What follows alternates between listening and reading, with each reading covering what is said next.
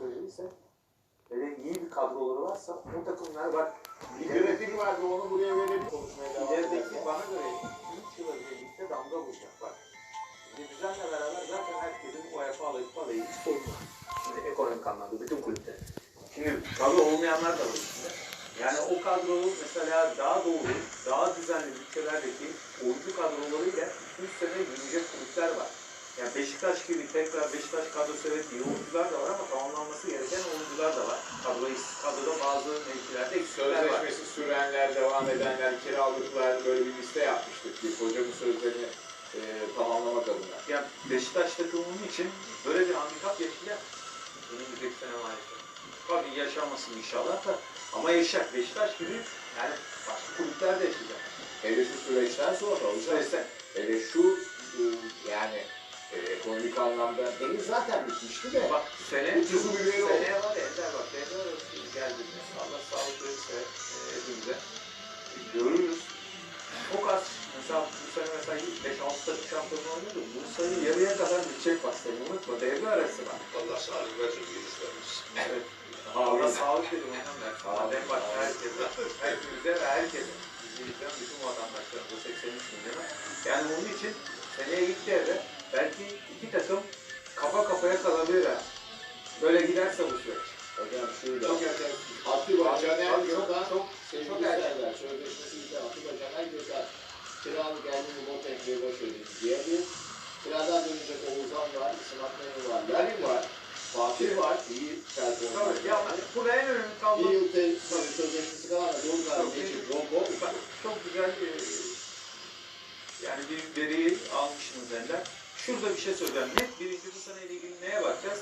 Kiralık oyunculara. Elneni, Boateng, Roboşo zaten oynuyor. Diğer. Şimdi bunları almayı düşünmüyorsan zaten bu mağlubiyetle beraber hedeflerinden de yüzde geriye çıkar. Hani Şampiyonlar Ligi olur, UEFA vesaire ondan sonra. Ya burada direkt o Elneni, Boateng, diğeri Roboşo dediğim gibi oynamıyor zaten. Hangisinden oynatmak istiyorsan önümüzdeki sezon kadroda düşünüyorsan kadro yapılanmasında tamam oynat. Öbür türlü düşünmüyor musun? Üçünü de oynatma. Git altyapıdan oyuncu oynat. Geliştir 7 haftada daha iyi. Bu böyle.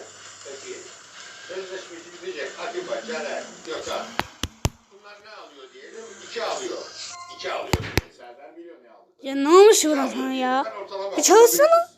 Onlar Hocam 2 alıyor diye ben şimdi nasıl söyleyeceğim? Ticaret yaptım. 2 alıyor diyelim.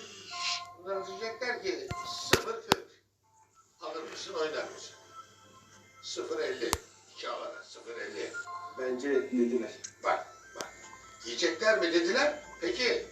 Biz oynamayız. Gideceğiz dediler. Kim alır abi?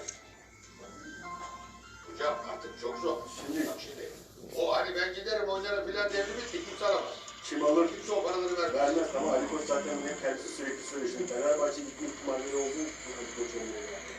Ama şimdi Beşiktaş neye bakıyor? Sözleşmesi biter. Bonservisi elinde olan. 1.7 mi? Caner'in Gökhan'a. Hoca var dedi. 2'ye yakın. Konuslar. Şimdi onlara bakıyor. O havuza bakıyorlar değil mi? Şimdi o havuzun içine giriyorlar mı Caner'de? Giriyor. Şimdi Beşiktaş 700 bin 800 bin verirse fazla vermiş oluyor. Ama Fenerbahçe veya başka bir kulüp böyle bir oyuncuyu 700 bin 800 bin euro vermeyince çünkü bonservisi elinde olan bir tarzda bir oyuncu bulabilir. Sonuçta dolayısıyla talibi var. Veren çıkar. Bence talipleri şu an görüşünü atladı ama görüşünü de bir sorun yok ya. bir de benim o kiralıklarla ilgili sezon sonu sözleşmesi bitenler için de geçerli. Atiba